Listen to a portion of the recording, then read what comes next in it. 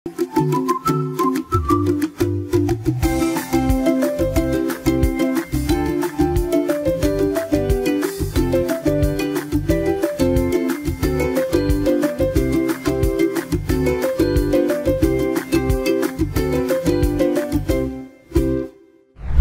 bismillahirrahmanirrahim. Assalamualaikum warahmatullahi wabarakatuh. Alhamdulillahirrahmanirrahim. Apa kabarnya teman-teman sekalian? Bertemu lagi bersama saya Wahid Ikhwan dalam acara Orasi. Obrolan inspirasi. Nah, teman-teman sekalian, di episode kali ini alhamdulillahirrahmanirrahim kita sudah ditemani oleh pembicara kita dengan tema yang menarik nih teman-teman sekalian ya. Kita akan bahas tentang Piala Dunia nih. Pildun ya. Dengan Ustadz yang suka nonton bola dan main bola juga. Beliau adalah Ustadz Mulyadi Al-Fadil. Assalamualaikum warahmatullahi wabarakatuh Ustadz. Waalaikumsalam warahmatullahi wabarakatuh. Gimana Ustadz? Dari awal kelangsungan Piala Dunia aja udah banyak menarik perhatian nih Ustadz. Ada yang positif dan negatifnya. Cuman yang menariknya adalah ini kan Qatar sebagai salah satu negara yang mayoritas Islam Ustadz ya. Banyak nilai-nilai Islam yang dijunjung, tapi juga banyak orang yang atau negara yang merasa keberatan. Salah satunya adalah ya isu-isu misalkan LGBT dan sebagainya, banyak yang menolak. Tapi ternyata saya lihat juga di berita nih Ustadz, lewat Piala Dunia di Qatar ini banyak menjadi sarana dakwah nih Ustadz. Nah kalau Ustadz melihat hal tersebut nih gimana Ustadz? Ya betul, jadi pertama kita bicara bola dulu ya. Jadi World Cup ini sudah menjadi daya tarik dunia. Mungkin lebih dari 3/4 penduduk dunia itu menyaksikan. Jadi kalau penduduk dunia sekarang 6,5 miliar, mungkin 6 miliarnya itu nonton gitu ya Piala Dunia. Walaupun bisa langsung bisa enggak ya model kita wah jam 2 berat gitu ya. Nontonnya mungkin highlight-nya aja ya sekarang. Tapi ini perhatian dunia, menyedot dunia. Tidak ada satu negara pun yang tidak menyiarkan ya. Betul. Tidak ada satu negeri pun yang tidak ada beritanya. Apalagi negara-negara yang kemarin bertanding. Tentu saja sangat konsentrasi untuk mendukung, untuk memperhatikan dan menyaksikan sepak bola ini. Jadi sebenarnya hajat akbar dunia ya. Tidak ada semegah pertandingan World Cup ini sampai Olimpiade sekalipun, setahu saya begitu kalah gitu ya. Bagaimana daya tarik, daya pikat dari sepak bola ini itu yang pertama. Yang kedua Piala Dunia ini khususnya yang Qatar ini ya, tapi memang setiap tahun itu naik ya. Yang terakhir kan Rusia ya, di Rusia itu kurang lebih gitu kan hanya berapa lah kalau tidak salah itu sekitar 3.000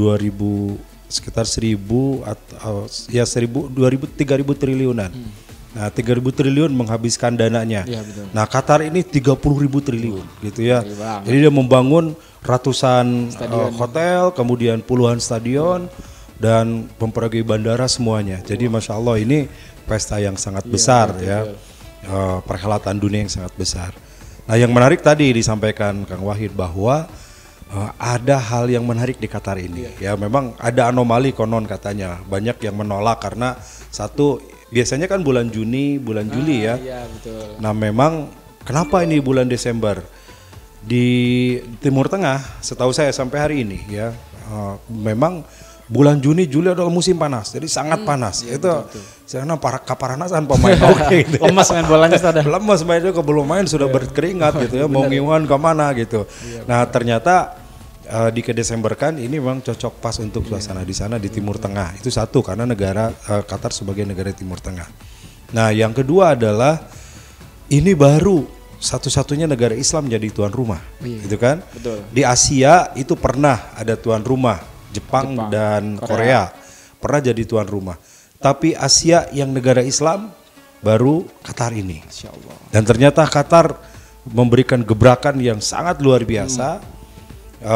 Tidak melepaskan nilai Islamnya. Kita tahu dari pembukaan sudah ada pembacaan Al-Quran, kemudian juga kalau waktu sholat azan dikumandangkan, ya pertandingan tidak dibentrokan dengan waktu sholat. Ini kan sesuatu yang belum terjadi di negara manapun bahkan begitu ya, termasuk di Indonesia ya.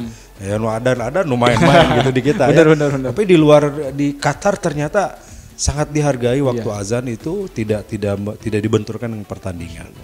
Nah, sehingga euforia dunia dengan bola ini ternyata ada satu hal yang menarik lagi adalah justru oleh Qatar dijadikan dakwah bagaimana mengenalkan Islam. Wah, ini yang luar biasa ya. Jadi di beberapa media yang kita tahu di hotel-hotel itu udah disiapkan ada barcode.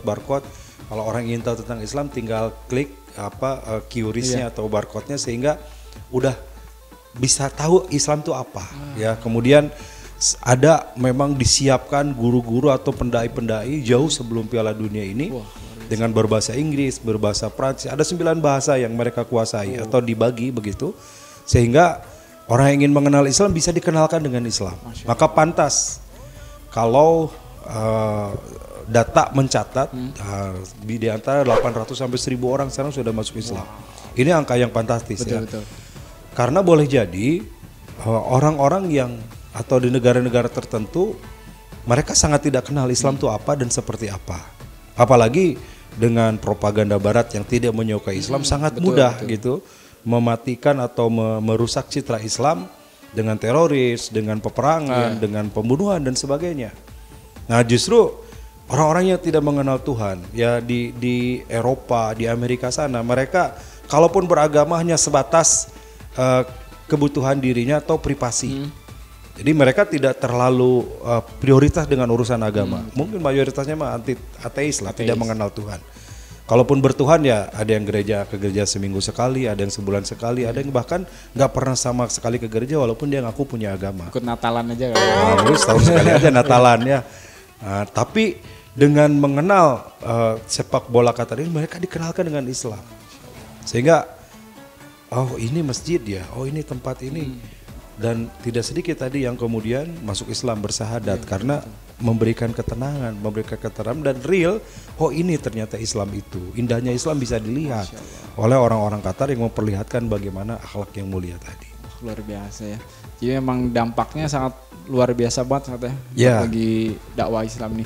Cuman nih saya juga pernah baca ada orang-orang yang mungkin di luar sana beberapa berpendapat gitu ya. Bahkan nih orang Indonesia sendiri juga ada yang bilang gitu. Maksudnya jangan jangan disepadankan lah antara sepak bola dengan agama, nggak ada hubungannya sepak bola sama agama mah. Nah gitu.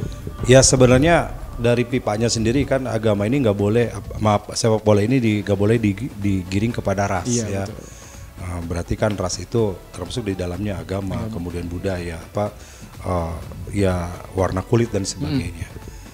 Dan ini sebenarnya di luar sepak bola, artinya kan tidak di dalam stadion. Hanya memang sekali lagi menurut saya ini dakwah yang berhasil ya. Bagaimana Qatar menyiapkan misalkan cenderamata bagi penonton itu.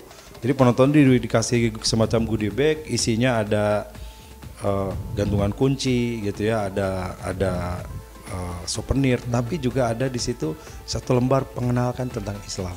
Jadi masya Allah itu menjadi edukasi yang secara tidak langsung orang yang tidak kenal bisa kenal gitu. Ya boleh aja orang mengatakan tidak ada hubungan dengan agama, boleh, tapi ini satu kesempatan sekali lagi bagaimana pesta dunia ini yang orang berbondong-bondong datang bisa dimanfaatkan tidak hanya untuk urusan dunia tapi bernilai urusan akhirat, bernilai dakwah. Kalau satu orang saja masuk Islam lalu dia istiqomah sampai akhir hayat, yang mengislamkan ini begitu besar, luar biasa pahalanya. Maka saya bisa membayangkan kalau ini memang banyak yang masuk Islam, Qatar itu akan jadi negeri yang diberkahi insya Allah. Masya Allah, luar biasa. Ya karena saya juga sempat baca nih Ustadz bahwasanya ya beberapa tahun kebelakang ini kan negara Arab ya bisa dibilang kehilangan inilah jati dirinya karena banyak dipecah belah oleh negara Barat. Makanya mungkin negara Timur Tengah juga ingin mencoba mencari apa yang bisa mempersatukan Timur Tengah, dan ternyata qadarullah lewat sepak bola ini betul. Negara yang Islam walaupun dia bukan orang Palestina contohnya Ustaz ya, atau bahkan di luar negara Islam pun menyuarakan Free Palestine gitu. Intinya adalah mempersatukan Timur Tengah gitu Ustaz. Betul. Ini pengalaman saja, kemarin saya lagi umroh pas Saudi tanding itu ya. Wah, Masya Allah itu kalau di Qatar jam 2 mainnya di Arab Saudi itu jam 1 karena selisih 1 jam ya. Pada duhur siang, pada duhur tuh sepi itu. waduh pada kemana pelayan toko nggak ngelayani, gitu. nonton semua. Waduh. Dan kebetulan menang kan, waduh menang Iya, waktu itu Saudi, besoknya langsung jadi hari libur nasional. Masya Allah. Dan ternyata yang bahagia itu para pegawai Indonesia. Jadi para pegawai gitu. yang dia jadi supir, jadi pembantu, jadi pelayan toko, itu majikannya semua ngasih bonus. Ada yang 500 real, Masya Allah. 1000 real, itu dibagi-bagi saking bahagia. Karena menang itu tadi. Karena menang ya Saudi. Padahal yang kedua ketiganya kalah. Tapi menang itu luar biasa. Dan betul jadi pemersatu. Sekarang negara-negara Arab itu mereka olahraga besarnya hanya dua ternyata. Sepak bola sama berkuda. Oh, berkuda. Tuh, ya sepak bola sama berkuda itu menjadi agenda nasional. Jadi kalau orang lihat bola itu udah menjadi sesuatu yang sangat antusias gitu ya. Betul, betul.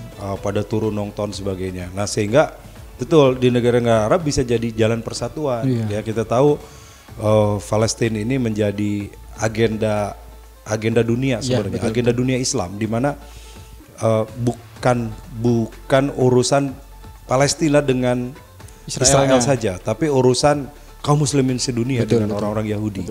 Sehingga ketika kemarin kita lihat misalkan Maroko menang ya, kemudian mengibarkan bendera Palestina, kemudian juga ketika ada seorang yang berkebangsaan Palestina, kalau dia jadi warga Qatar, kemudian menolong cucunya pelatih Brazil betul, gitu ya, Tite itu menjadi berita internasional. Ini menjadi dakwah sekaligus ya bahwa mungkin juga banyak orang negara-negara yang nggak tahu tentang Palestina itu apa. Betul. Dan Palestina itu kenapa gitu ya?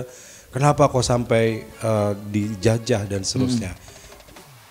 Mudah-mudahan bisa membuka mata dunia, gitu, membuka negara-negara yang dapat informasi tentang Islamnya sangat minim, informasi tentang negara Islam sangat sedikit, sehingga negatif yang mereka terima. Nah sekarang ada pembanding. Oh ternyata Islam tuh benar, Islam tuh baik, Islam tuh menebarkan kasih sayang. Itu dibuktikan dalam kegiatan World Cup sekarang ini. Masya Allah ya, luar biasa. Jadi lewat sepak bola ternyata ya bisa menjadi sarana dakwah tadi Sat ya. Betul. Dan alhamdulillahnya Qatar menjadi salah satu negara yang tegas gitu ya, tegas terhadap ya tamu-tamunya gitu. Ya sebisa mungkin tamu-tamu dari negara lain itu menghormati budaya di Qatar itu, karena Qatar sebagai tuan rumah gitu ya.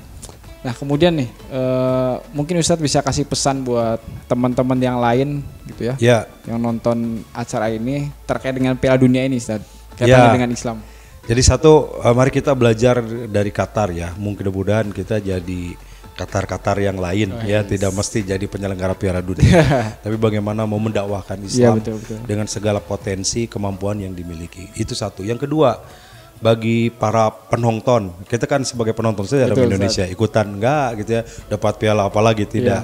Tapi menonton ini juga bisa jadi hal yang negatif kalau tidak kita hati-hati. Biasanya orang taruhan. Nah, ini nggak boleh ya. Judi nih taruhan berapapun harganya, apapun bentuknya gitu ya. Goncengan, bisa gocengan. Tetap aja judi ya. Pegang mana tetap itu nggak boleh. Yang kedua, pelajarannya kita mampu kan, pertandingan itu jam 10 atau jam 2 ya. Itu jam 2 ada yang nonton dari jam 10, jam sekarang tinggal semifinal, tinggal final, tinggal sedikit lah. Itu jam 10 jam 2 mampu melek. Berarti kalau nyambung tuh 2 pertandingan nggak tidur semalaman mampu. Tapi untuk bangun tahajud banyak yang nggak mampu. Tapi untuk salat subuh ke masjid banyak yang nggak mampu. Labas. Ya, labas itu ya. Maka pelajaran sudah, kalau kita mampu bangun jam 2 pasang alarm supaya bangun nonton Piala Dunia. Ayo kita pasang alarm untuk tahajud setiap malam. Jadi pelajarnya beres Piala Dunia, bangun seperti ngabalang tetap dilanjutkan dengan sholat tahajud. Masya Allah, luar biasa ya. Kalau kita bisa bangun jam 2 buat nonton Piala Dunia, masa buat tahajud nggak bisa Ustaz ya? Betul. Terakhir, kalaupun kita punya idola, ya siapalah idolanya gitu, ya pasti pertandingan itu idola baik pemain ataupun negaranya, timnya, pertandingan itu pasti ada yang menang, ada yang kalah. Betul. Itu yang penting ya. Ada yang menarik lagi. Jepang itu kalah, tapi ketika kalah tidak ada satu kata pun mereka merasa kalah dan mereka mengeluh. Jadi Jepang itu begitu kalah, mereka hormat, mereka minta maaf. Manggut gitu ya. apa kita merunduk begitu ke semua penonton. Dia mengucapkan terima kasih ke semua penonton. Sampai mereka masuk ke ruang ganti sebagainya. Udah bubar, penonton tinggal sedikit. 1 jam kemudian mereka masuk lapangan lagi.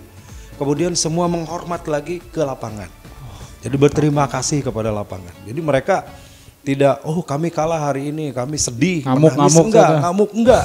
Justru menghormat, terima kasih, kami beri kesempatan bertanding. Mohon maaf kami tidak bisa menang hari ini, tapi terima kasih kepada semua penonton, semua panitia pelaksana, dan bahkan terima kasih kepada lapangan. Mereka sudah bisa main di lapangan tersebut. Ini contoh, saya kira bagaimana karakter yang dibangun orang Jepang, ini pun mudah-mudahan bisa kita tiru yang baiknya tadi dalam kehidupan kita. Ya itu, jadi luar biasa banget lewat Piala Dunia ini banyak sekali hikmah Ustaz ya yang bisa kita ambil ya. Semoga kita tidak hanya menjadi penonton aja, nonton jagoin tim mana, tapi juga kita bisa mengambil nilai-nilai positifnya dari pagelaran Piala Dunia ini ya. Ngomong nanti malam saya sebenarnya sih jagoin Prancis nih, cuman ya yang bingung saya Ustaz jagoin mana ya. Ya sudah tercatat di Laul Mahfuz. Iya betul. Menang gitu ya. Ya, terima kasih buat Ustadz Miladin yang udah sharing sama kita semua ya. Terima kasih buat teman-teman sekalian yang sudah nonton acara ini. Bagi teman-teman yang terinspirasi, bagikan inspirasinya ke teman-teman yang lain. Semoga juga mendapatkan pencerahan lewat obrolan kita pada hari ini. Buat teman-teman yang suka dengan video ini, jangan lupa tekan tombol like. Buat teman-teman yang belum berlangganan, jangan lupa tekan tombol subscribe. Saya Wahid Ihwan bersama dengan Ustadz Mulyadi Al-Fadil. Mohon pamit undur diri. Terima kasih. Assalamualaikum warahmatullahi wabarakatuh.